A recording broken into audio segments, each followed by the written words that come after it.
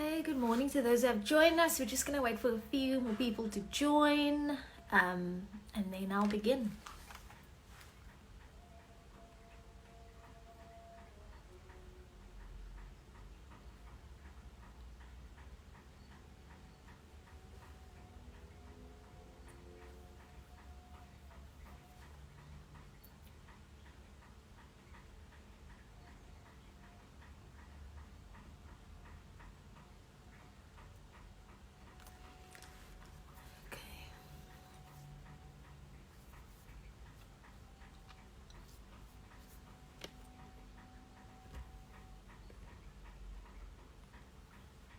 Hello, hi Michaela, hello Jess. We're just going to give everybody a minute, just another minute, and then we'll start. I see Professor Mathews is here already. That's great. Yeah, let's just wait one more minute and hopefully more people will join, and then I will start. I'm really excited about today's discussion. I think it's going to be great. Also, just to give you guys a heads up, Professor Mathews only has 30 minutes to chat to us today, so I'm not going to really be able to take any questions, but hopefully our discussion points today are going to give you enough info, enough hopefully it will be helpful. Okay, so let's begin. Good afternoon everybody, and welcome to the Cape Town Museum of Childhood's Insta-Chats. My name is Shanaaz Mathews, and I'm so glad that you joined us today on this rainy and little grey Thursday afternoon, but you know we always appreciate you guys tuning in and watching the Instagram live. So today our guest is Professor Shanaaz Mathews. She is the director at the Children's Institute, and like I mentioned earlier guys, she only has 30 minutes to chat to us today, so I'm going to go right into it, and I'm going to ask you guys to give the virtual round of applause for Prof. Mathews.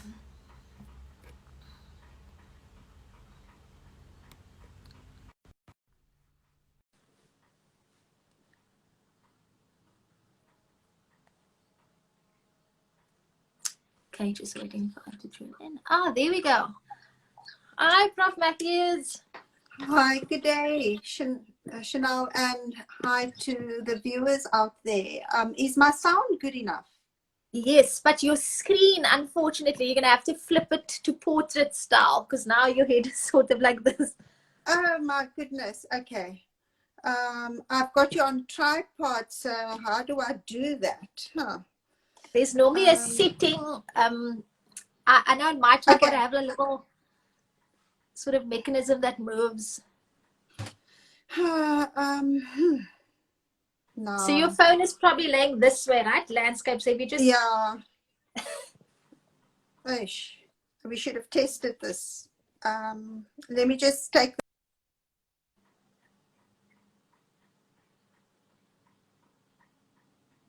Okay, let's see. I think Prof. Mathews is struggling to get a little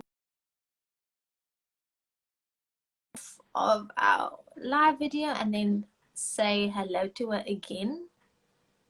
Let's see if it works now. Guys, you know how it is with technology, but let's see. Hopefully it works now. Hello, Adele, without an E.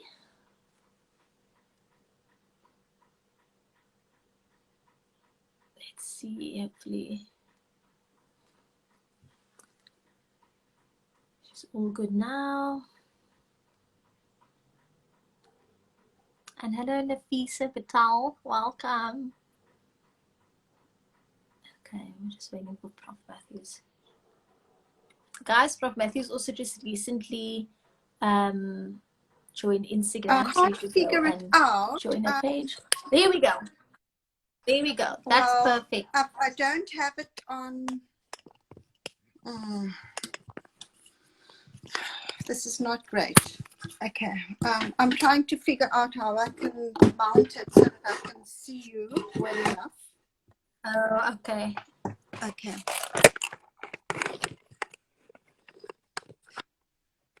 Good. That's perfect. Does that work? Yes, that works perfectly. Thank you so much. I know it's technology. It's either hit or miss sometimes. It can go crazy, Okay, but all right. I think that's we, probably the we best I'm going to get right now. You can see that's half my perfectly fine. face, are you? You're seeing half my Yes. face. Yeah, it's going. Okay, there we go. Okay. At one point it was going up and now. Okay. There we go. Okay. Okay. Good afternoon, Prof. Mathews. Thank you so much for joining us today. I am looking so forward to our discussion. Our discussion today is going to be around violence against women and children in South Africa. And Prof. Mathews is an expert in this regard. And so we know our time is limited, so we're just going to go right into it. And so, Prof. Mathews, my first question to you is, could you please tell us a little bit about your academic background and sort of your career journey? Like, how did you end up being the director of the Children's Institute? Hi, good afternoon once again to the viewers out there. Just to say that I didn't start off my career in academia. I trained as a social worker many years ago, and in fact worked at the Children's Hospital for a decade. And most of the time at the Children's Hospital did quite a bit of clinical social work with children who've been sexually abused in the trauma unit, as well as focusing on children who were dying in the oncology unit. And I think, I thought after 10 years of clinical practice, I'd be a stay-at-home mom, and took a break when I had my second daughter.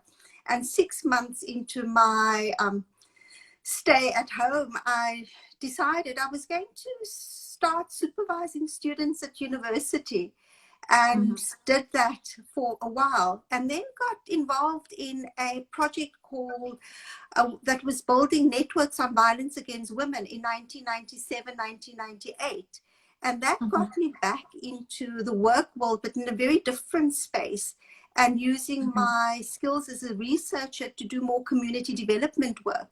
And then as I was working on that particular project, and it was then building the network on violence against women in the Western Cape, realized that actually I wanted to study further, and did a public health master's, and then went on and did a PhD in public health, and spent more than a decade at the MRC. And the work that you all have heard on femicide was part of my doctoral work. So the work on a woman's killed every 6 hours by an intimate partner was some of the work I did towards my doctoral research in, when was that, 2002, 2003, so quite a while ago. But, it all kind of builds to the picture. And, part of my journey into understanding femicide was also focusing on men who've killed their partners.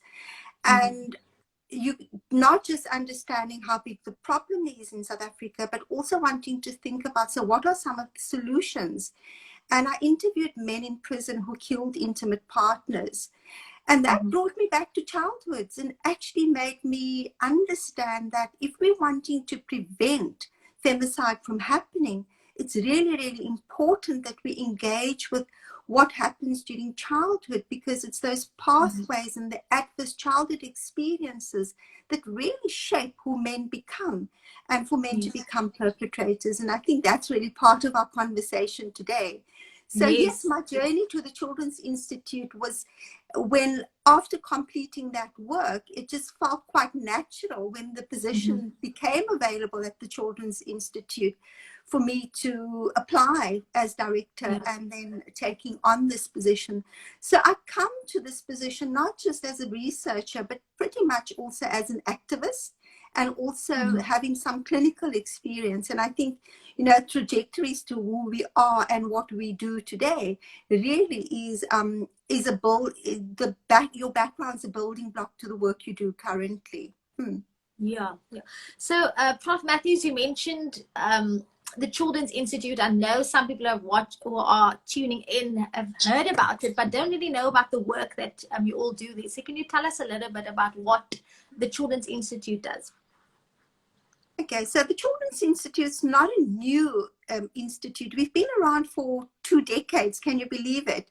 And I Wow. just want to recognize Marion Jacobs. So Professor Marion Mm. Jacobs established the Children's Institute in 2001, so just under 2 decades. And it was her vision around, it was post-democracy, and child policy research units were the norm in developed countries. But in South Africa, there was a lot of new policies being developed, but there were no university-based policy research units.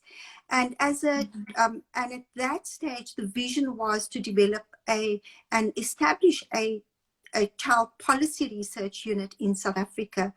We're still the only child policy research unit, and we quite a multidisciplinary unit. So although we're located within the health sciences health sciences faculty at the university, Mm-hmm.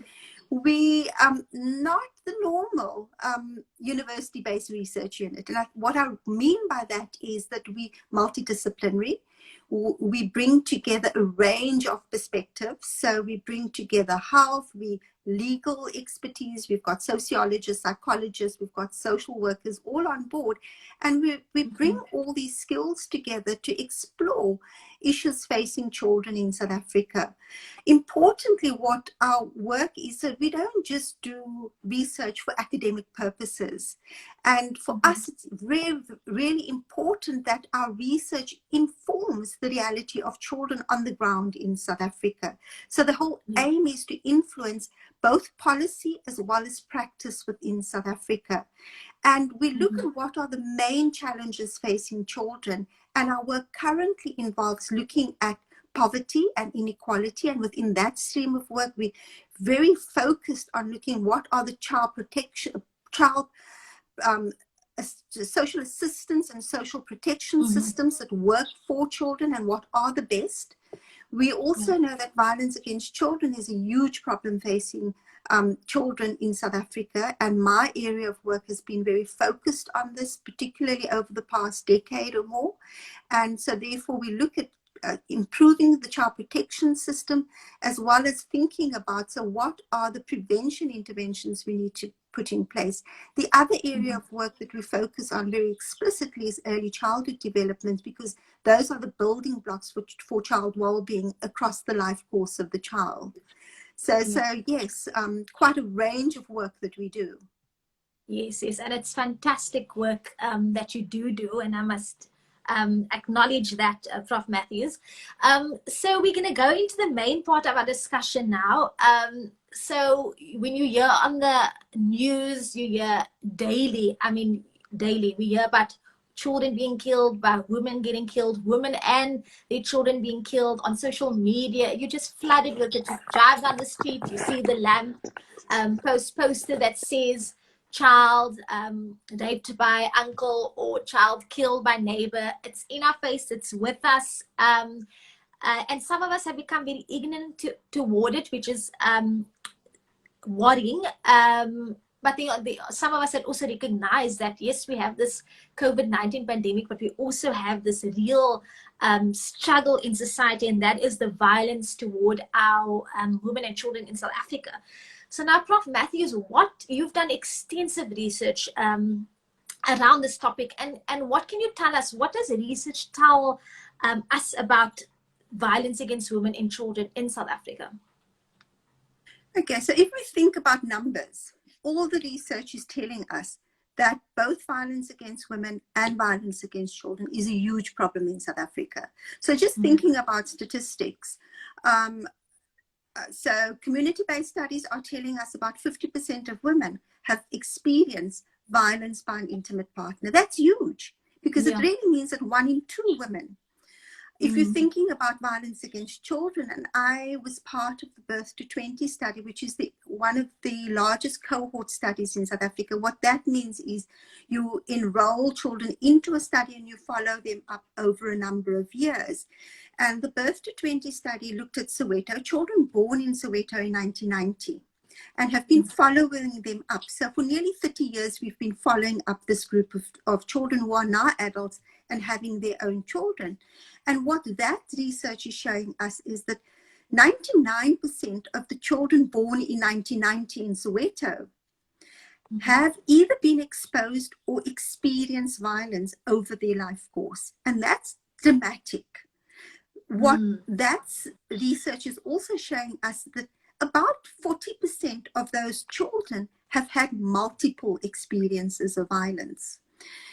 So what that is starting to tell us is that violence is not a once-off process, and violence is often, experienced in multiple ways. What we're also seeing is that often violence begins early on in the home, and then violence then gets experienced in other spaces like school and the community. So I think it's really important that we have to start understanding that violence is very layered, and that violence is interconnected, and violence doesn't happen randomly either. My work is also starting to show us that actually there is a huge intergenerational consequence of violence. What I mean by that is, so if I go back to the work that I did with men in prison, wanting to understand what in the social context allow men to kill their partners. And these men spoke about women that they really loved. So what allows men to kill women they really love? And when you start unpacking these life histories, you begin to see that very early on, the experiences in childhood shape who these men become. Later work that I've done on starting to think about, so what are the pathways, and using quantitative data, not just life histories, but starting to look at, when you're looking at these cohort studies and trying to think about, so what are the factors and the risks that increases for women, for girls and boys? What we do know is that boys' exposure to domestic violence in the home increases their risk themselves of becoming perpetrators. So the idea of just experiencing, not being so exposed to violence, not experiencing it yourself. So you don't physically have to hit a child, but the child just seeing his mother being abused increases his risk of himself becoming a perpetrator of intimate partner violence later on. We also know that young boy, that exposure also increases his risk of becoming involved in other crimes in the community as well. So actually what you're doing is, with children's exposure to domestic violence in the home, you're setting them up for failure. And when you start thinking about young girls, what you are seeing is that girls who are experiencing violence in the home are at increased risk later on for sexual abuse, as well as themselves being victims of intimate partner violence. So it's really, really critical that we start seeing the pattern that develops and the intergenerational linkages between what children experience early on in life and their own experiences as adults. And I think the big question for us is, how do we interrupt that pattern and do that well enough so that our next generation don't experience the same kinds of violence that we are experiencing and that children are experiencing today. Prof. Mathews, I just want to read some of the comments that people have made. Michaela says that she's referring to your journey, you're sharing about your journey. She said it's amazing. That is an amazing journey to get where you are to today. Bridget says, fascinating. Bridget also says that the Children's Institute is a great organization. Anika Lee says that's a massive research project. Those statistics are heart-wrenching. And then she also says, I wonder what factors were different for kids that didn't experience violence. Do you have any comments on that, Prof. Mathews? I think, it's really important that we consider, when you're talking about children that don't experience violence, it is also about other exposures then. So my work with men who killed an intimate partner, so if we're thinking of femicide, right? it is the other adversities as well. And I'm not talking about deprivation necessarily, but men, so men who have, for instance, a mother with mental health problems that aren't able to connect emotionally to that child are at increased risk as well, because it's about emotion, connecting to your own emotions. And what we do find with men, particularly men who are violent and very violent to both women and children, are that they're unable to connect to their own, they don't feel empathy. They lack that empathy. And it's got to do with their own insecurities and how they, during childhood, have been able to connect, and that safe attachment early on during childhood periods. So childhood's very important as, part of a child's life, and having nurturing and caring parents or caregivers early on will allow the child to be able to feel that empathy and be able to trust. And what we did find with men who come to kill, it's also not being able to trust.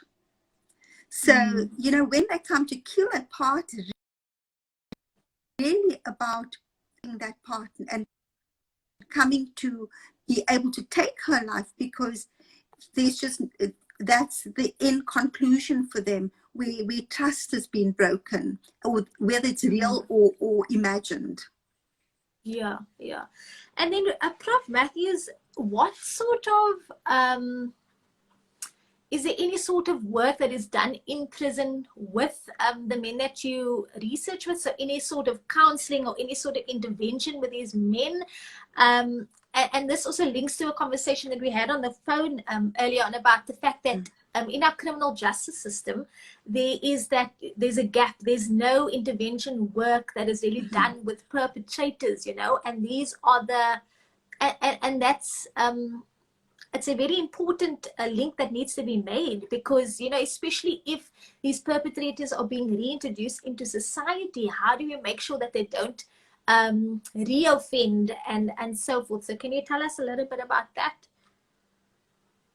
So, I've got to acknowledge, that the work I did with men in prison was about 15, more than a decade ago, and things might have moved on. And I'm hoping it has moved on. But my experience is that very few of those men have gone through programs, rehabilitation programs. So often, men get parole without having been through those rehabilitation programs.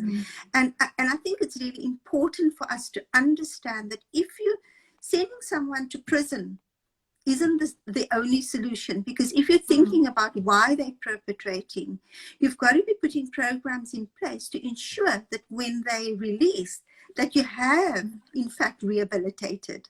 Because the underlying problems with men, particularly men who are abusers, and we've got to remember that there are also female abusers of children. And I don't want to negate the fact that there are also women who are abusing children.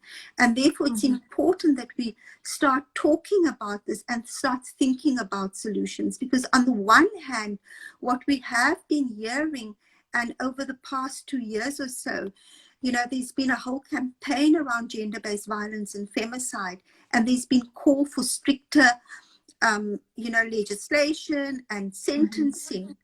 On the one, that's one solution.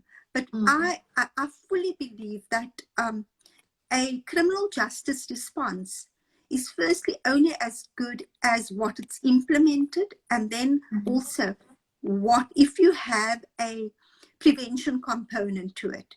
We've got very little programs in prison that I know of that has been successful in providing the kind of work that these perpetrators require, because they do require quite intensive work in order for them to deal with some of the really deep issues that needs to be dealt with.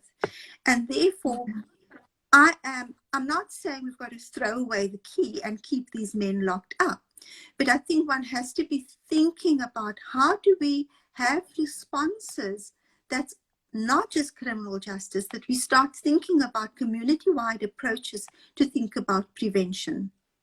Mm-hmm. And what I mean by that is you've also got to think about that kind of life course approach where you start thinking about prevention early on so that you don't raise boys that are violent and you don't raise girls that's going to accept being in a violent relationship. So I do think a lot of the work starts in communities and in fact starts at home, because we've got to move away from the idea that the homes are private spaces. If you and I and everyone on this, on this chat today, think about it, we know of someone who's in an abusive relationship. And if I'm saying today that children in that household are themselves being raised to be abusers or victims, we have a responsibility ourselves to ensure that those children are protected. And we do have a responsibility not to turn a blind eye. And I know that's very difficult because we taught to say, we don't interfere. What's happening in your home is your business.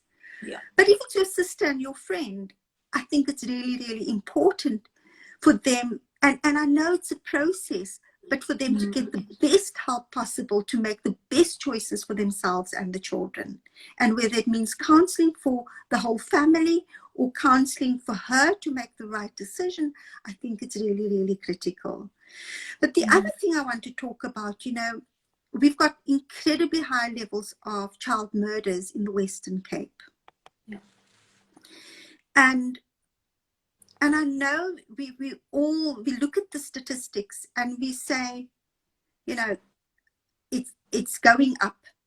It's really not, my experience is that our levels of child murder hasn't really been going up. It's that we're giving it more attention now, that it's in the media. We know that our work is showing that we have more than 1,000 child murders every year, of which about 1 in 5 is rape homicides. And those are the ones, it's the rape homicides that get to the media. Now, rape homicides is a very unusual event in other countries. In South Africa, it's not. So that's the problem we're sitting with here, is that we're quite extreme in the types of violence that children are experiencing.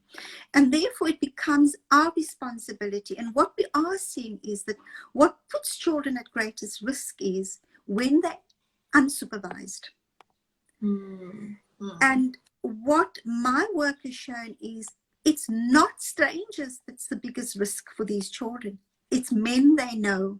Yeah. And men they trust. And therefore, it's really, really critical that we all take responsibility. And you and I were talking about the sexual, what do you call it? The sexual protection register. And it's only as good as the names that go on it, whether one can police. But it's really, really important for us to be lobbying hard that, because I think we've got to know what we want to do with those registers. And registers is dangerous also because it can result in vigilantism, which is not a good thing. But it's really, really important for when a perpetrator gets released, that the police actually knows that where he is and that he's in the area and that there's some monitoring mechanism. And that families who know that the person that's living with them actually is a perpetrator, so the children are better protected. So the ones closest to them need to know. And we cannot hide that because children are at risk. And we've got to think about mechanisms to protect children and women from men who are predators. And therefore, it is important that we don't turn a blind eye. So the uncle out there that seems odd, that has this interest in children, report him to the police. And I think that's really critical. And we should be proactive. And it's not about being a busy body, but it's about how we take active citizenry to the next level, and we play a monitoring role. Yeah, I think, and again, in our conversation earlier, I was saying that we also, sometimes we think of the criminal justice system as the government, the Department of Justice, the courts, the police. But we as a community, we also form part of that system. We form part of the support mechanisms within that system. So we also have a role to play in making South Africa, the Western Cape, Cape Town, a safer place for women and children. Absolutely. And so, Prof. Mathews, I'm going to end with one last question. You've mentioned reporting any suspicious behaviors, also taking note of that uncle, you know, that has, I remember I was watching a clip where you were speaking about child murders, and you were saying, you know, if there's an older person or any adult that's quite interested in younger children, there needs to be red flags, you know, you need to be alert. And so what other things can we as citizens do to make Cape Town, South Africa, a safer place for our women and children? I think, you know, one of the things we don't often speak about is that if you look at child murders, it is, and this is a characteristic that's very common, is that often the children have been unsupervised for a period of time, and which means that perpetrators get access. And it's hours or even, you know, the following morning, mom says, but I don't know where my child was. I thought she was with Granny. I thought she was there. But there's no that active engagement. And so it's about supervision and care. And if we can think about ways and mechanisms in our communities where we up our game in terms of how we provide that vigilance over children's care, I think that will go a long way to protecting children. You know, many of us grew up in communities where we could play outside for hours. And I remember that. And then being called in at you know, just before sunset and saying, you need to come home now. But I think we've moved on from that. So we've got to think about what are the safe spaces we're creating for children with good supervision in those spaces. And I think that will go a long way. We have community engagement in creating those spaces where we know if we need to go out, that there is a safe space to leave your child and not leave them unattended for any amount of time. So I think there is a community response that we can have. And we do know things like the walking bus, where you're walking children to school and walking back, are having good outcomes. And it's those kinds of initiatives where it is quite community driven that can be successful, that doesn't need a lot of resources, but it just needs resourceful individuals. Yes. I wanted to say something now, Prof. Mathews, but it just left my mind. But yes, I think, and thank you for acknowledging the walking bus. I think last year for Child Protection Week, we went to go support the walking bus initiative at a school in Anova Park, and it was fantastic to see these passionate community members who really were concerned about their children's safety, standing there, making sure the children got into the correct transport, took some of them home and so forth. And like you said, it doesn't take a lot of resources. And we also need to stop waiting on the government to do something. If we can do something, whether it's in our community with just a few community members, do it. If at the end of the day, if it can protect our women and children, then go ahead and do so. Prof. Mathews, so do you have something else to say? Yes, what I did want to say is we've also got to be aware that in terms of government's planning, there is a national strategy to prevent violence, so gender-based violence and femicide. And I think what's very important is that as communities, we've got to acknowledge that if you're starting to think about gender-based violence in terms of the discussions have been talking about violence against women and girls. But we've got to include boys in that discussion because they're part of the solution. And we can't just be emphasizing the role of women and girls. I think we should be lobbying very hard that government budgets include money for these interventions. and that it's not just up to communities, that government has a role to play. So I think there needs to be more partnership. So that's the the message I want to leave on, to say that we should see these as partnerships, but that we shouldn't let government come off scot-free, that they have a responsibility too. Yeah, I totally agree with you. Thank you for that. Prof. Mathews, before we let you go, we have to play our game that we play with all our special guests. We are the Museum of Childhood, so we like to just kind of reflect a bit. Are you happy to just play a quick game with us? Absolutely. I don't know what I'm letting myself in for. It's really, really super chilled. It's fine. Okay, so how the game works is I'm going to read out a statement and you just say the very first thing that comes to your mind. Okay, are you ready? Yeah, great. Okay. Go ahead. So, your favorite childhood food? Toffee apples.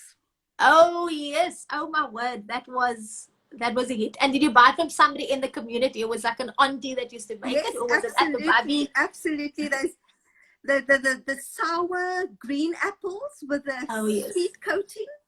Yes, Good. yes. Okay. Your favorite childhood book? Sure. Hardy Boys.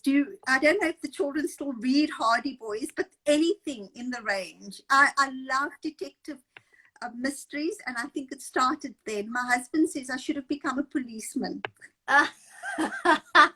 Okay. Your favorite childhood toy? I was a very busy child, and I would wake up at 5 every morning and I'd be fast asleep by 7 at night. So my favorite was, my mother eventually, the only way they could keep me busy, they got me a little radio. So I had my own radio as a child, and that was my favorite. I would listen to early morning stories, yes. And books, obviously. Okay, that's really cool.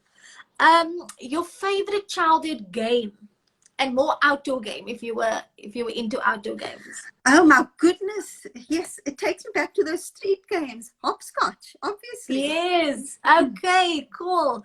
And then this is one that this is a mandatory question, and we normally ask our guests to maybe just sing us or give us a little tune. Okay, but so what we want to know is, who is your favorite childhood singer or band?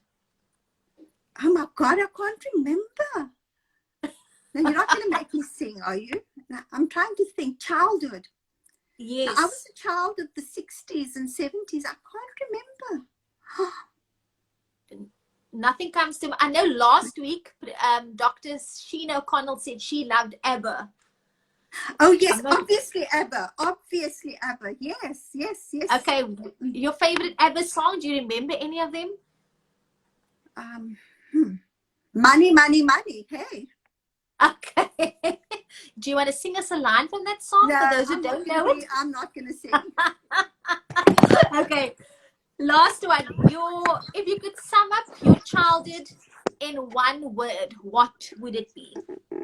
Delightful. I had a wonderful childhood with aunts and uncles around, who was always, taking on caregiver responsibilities. And I had a aunt who was like a mom to me. She's now in her early 90s in a care home, but delightful memories. Okay. And then is there anyone that you would like to give a little shout out to, Prof. Mathews? Anybody you would like to say hi to before we go? I'm hoping my daughter's on the call. I'd like to say hi to Raisa. She does amazing work with Shoko, and I'm hoping she'll keep up mom's tradition. Yeah. So shout out to you, Raisa. Hi, Raisa. You have an awesome mom. You are blessed. Okay, Prof. Mathews, thank you so much for your time today. Thank you so much for sharing your knowledge and just again reminding us about the importance about the high rates of violence against women and children in South Africa, and also to remember our role in making society a safer place for our women and children, which includes girls, and young boys. So thank you so much. Continue to do the great work that you do at the Children's Institute and your other endeavors. And we wish you every success with your future projects and endeavors. So thank you so much. Thank you for having me, and for the viewers out there. Yes, thank you guys for joining. You. Thanks for your comments, and we'll see you guys hopefully next week, Thursday again. Thank you so much. Cheers. Bye. Bye. Bye, everyone.